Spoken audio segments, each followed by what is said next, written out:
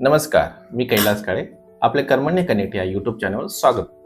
मागील व्हिडिओमध्ये भविष्य निर्वाह निधी म्हणजे प्रोव्हिडंट फंड या संदर्भात आपण कर्मचाऱ्याच्या सेवानिवृत्तीनंतर पीएफची बचत, पीएफचे फायदे आणि गुंतवणूक या संदर्भात माहिती जाणून घेतली होती. आज आपण कर्मचारी सेवानिवृत्ती बद्दल फायदे जाणून घेणार आहोत.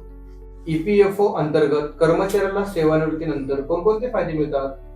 फायदा पहिला, हा कर्मचाऱ्याच्या बचतीचा मुख्य भाग आहे.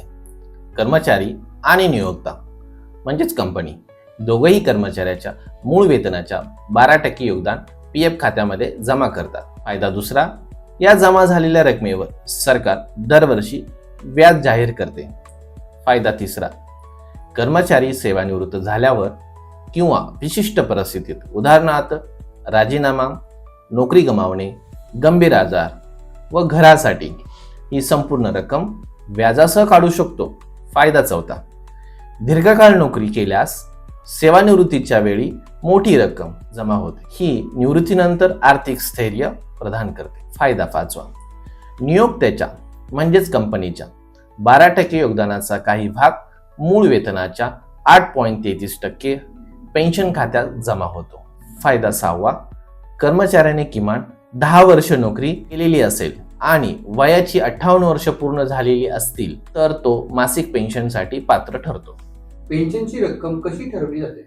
पेन्शनची रक्कम कर्मचाऱ्याच्या पेन्शन पात्र वेतनावर आणि सेवेच्या कालावधीवर अवलंबून असते. यासाठी विशिष्ट सूत्र वापरले जाते. सूत्र पहिले, मासिक पेन्शन बरोबर पेन्शन पात्र वेतन गुणिले नोकरीचा कालावधी भागिले 70. सूत्र दुसरे, पेन्शन पात्र पगार हा साधारणपणे कर्मचाऱ्याच्या शेवटच्या 60 महिने पगाराच्या सरासरी असतो, किमान 15,000 रुपये.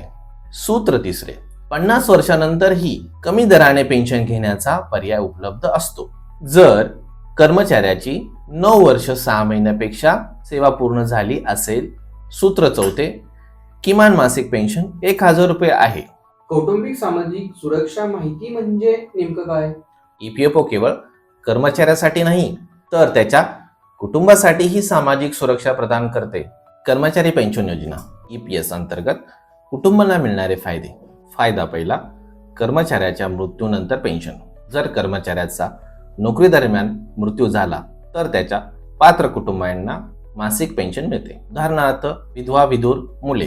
फायदा दुसरा, आई वडिलांना पेन्शन. कर्मचाऱ्याच्या मृत्यूनंतर त्याच्यावर अवलंबून असलेल्या आई वडिलांनाही आयुष्यभर मासिक पेन्शन मिळू शकते. हे सामाजिक सुरक्षा बळकटीकरण करण्यासाठी ईपीएफओचे एक महत्त्वाचे पाऊल आहे. कर्मचारी ठेवीशी निगडीत विमा योजना म्हणजे काय?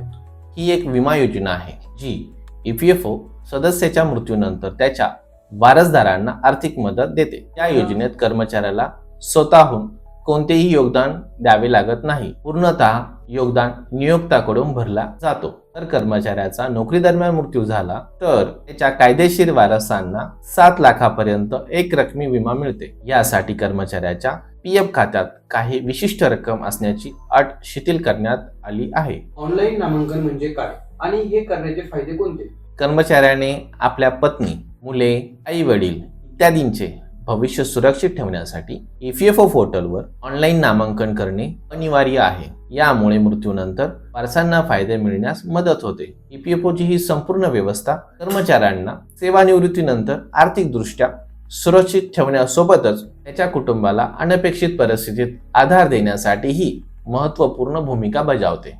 कर्मचारी व नियोक्ता ह्या संदर्भात अधिक माहिती जाणून घ्यायची असल्यास आमच्या कर्मण्य कनेक्ट या यूट्यूब चॅनलला सबस्क्राईब, लाईक, कमेंट आणि शेअर करा.